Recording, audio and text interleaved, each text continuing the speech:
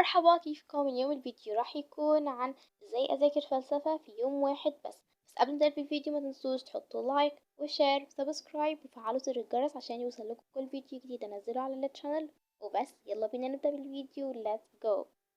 اول حاجة ذاكروا من كتاب وبلاش فيديو. كل مرة بقول افتحوا فيديو بس المرة دي بلاش. انا جربت وشفت كل الفيديوهات بتاعة الفلسفة وما فهمتش اي حاجة. ده غير اني مش بروح درس فلسفة ورحت المراجعة وما فهمتش حاجة. فقلت اعمل ايه وقعدت افكر شوية وبعدين قلت اقرأ من الكتاب واشوف يمكن اعرف اذاكر اي حاجة. لقيتني فعلا فهمت. فهقول لكم دلوقتي الطريقة اللي انا ذاكرت بيها. بس عايزة اقول لكم على حاجة ان في كده شوية اشخاص. تمام. احنا بنعتبرهم الازازة، لا القلم اللي قدامنا، اي صورة على الحيطة. احنا بنعتبر كده ان دولت اشخاص بنشرح لهم. لو انتوا بتشرحوا وبتذاكروا زي ما انا بعمل كده وقت ما بذاكر مع نفسي، اكتبوا لي في الكومنتس لان انا فعلا عملت كده. مسكت كده الكتاب قدامي وهشرح لكم الطريقه اللي انا ذاكرت بيها دلوقتي. فدولت اللي احنا الحاجه اللي احنا بنذاكر بها. طيب تعالوا نقول بقى ايه طريقه المذاكره الصح اللي هنذاكر بيها المواد الادبيه. اللي المواد الادبيه دي اصلا بتحتاج حفظ، وهي اكتر الناس اللي بتنادي ليها هي الناس اللي بتحفظ. هنجيب ايه؟ هنجيب ورقة والقلم وكتاب وهنحفظ وهنشتغل بقى نحفظ. هي دي طريقة المذاكرة الصح للفلسفة وللمواد الأدبية اللي بتحتاج حفظ. تعالوا بقى أقولكوا ايه الطريقة اللي هتذاكروا بيها. أول حاجة كتاب قدامكم والقلم في ايديكم والكراسة جنبكم. هتقرأوا من الكتاب وهتعلموا وهتحفظوا وهتقعدوا تسمعوا لنفسكم مرة ومرة لحد ما تلاقوكوا تحسوا كده ان انتوا ايه بدأتم تفهموا الحاجة.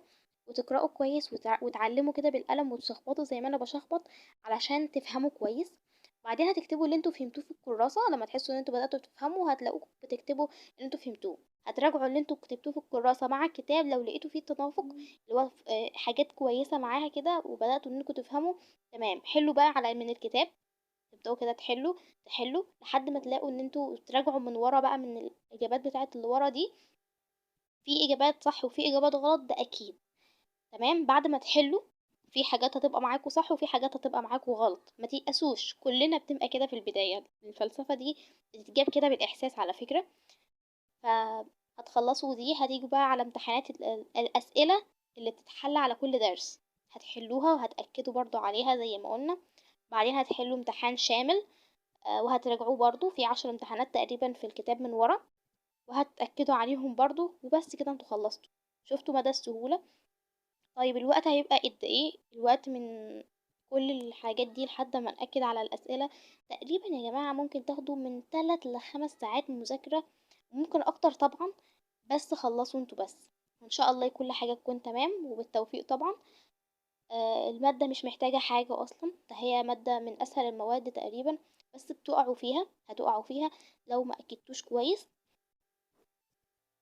بس كده الفيديو هيكون خلص معانا بقى. تابعوا بقى. ها قد آن الأوان ليضاء طريقنا، جاء الامتحان تاجا لجهودنا. ادرس هيا لا تتمهل فغدا تختبر غدا تسأل. ابذل جهدك دون كلل، ثق أنك أبدا لن تفشل. نظم وقتك مرحا وعمل، خطط وابني للمستقبل. لا وقت لضجر أو لملل فالصيف سيأتي لا تعجل. ها قد آن الأوان ليضاء طريقنا، جاء الامتحان تاجا لجهودنا. لا لا لا لا لا لا لا لا لا لا لا لا لا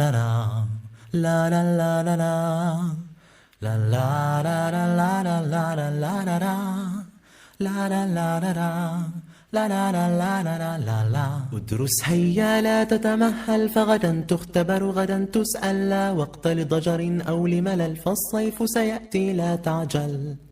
قم وواصل، لم يزل حلمك حقا في يديك. لا تماطل، قد أتاك المجد يعدو هل سعيت.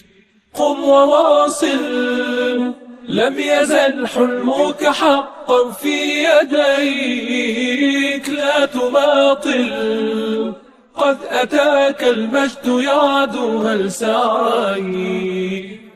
أتروني الآن أهلي قد تخرجت طبيبة، كل درب قد مشينا بدعاكم لن يخيب. كيف نسعى من سواكم من عشقنا من سواكم، قد أذنتم لحياتي يا حياتي أن تطيب. واصل لم يزل حلمك حقا في يديك، لا تماطل قد أتاك المجد يعدو هل سعيك. قم وواصل لم يزل حلمك حقا في يديك، لا تماطل قد أتاك المجد يعدو هل سعيك. وانقضى العمر سريعا بين خوف وانتظار، وليال قلبتنا من كتاب لعقار، لكن الفرحات تكفي أم بها ننسى العناء، إنما الناس بدون العلم موتى غرباء. لم يزل حلمك حقا في يديك، لا تماطل قد أتاك المجد يعدو هل سعيك. ابدأ حياتك بالعمل واملأ فؤادك بالأمل، فالحلم لن يبنيه بعض كسل. مهما تعاني من صعاب أو ذقت أصناف العذاب، سر في الدروب فليس يخدعك السراب. فأزلت آثار الكسل عني وجاهدت العمل، حتى أحقق ما أريد وكي أصل. سأطير حتما للنجاح لو كنت مكسور الجناح، لا شيء سوف يعيق في درب الكفاح. وهنا انجلى عني الظلام وجال في قلبي السلام، وتفتحت آفاق روحي بانسجام، وبدأت أنشره السرور حولي وأمسحها الشرور، وولدت حقا من جديد في نشور. وبرغم ما قد مر به قد عاد يبحر مركبي، عاد الشراع إلى الأمان يسير به.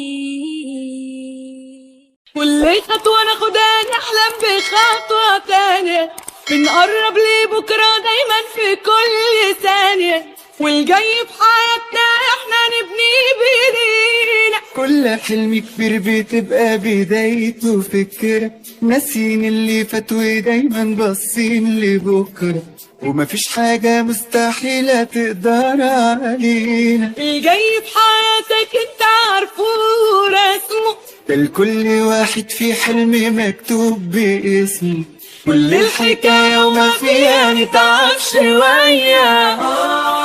امسك في حلمك وخليك وراه، كلمة ده صعب ولا يمكن ولا إياك في لحظة تقولها وبكرة يجي وشايل معاه فرحة وضحكة ودنيا وحياة، والسكة هنكملها.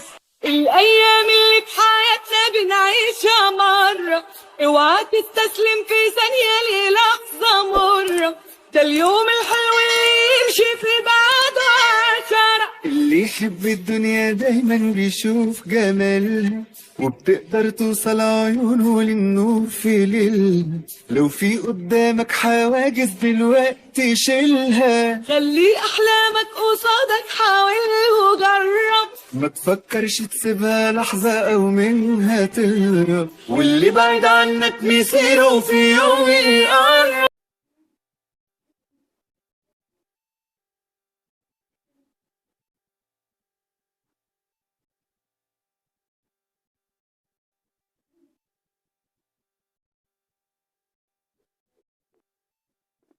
وبس كده الفيديو هيكون خلص بقى. ما تنسوش تحطوا اللايك والشير والسبسكرايب وفعلوا زر الجرس عشان يوصلكوا كل فيديو جديد انزله على الشانل.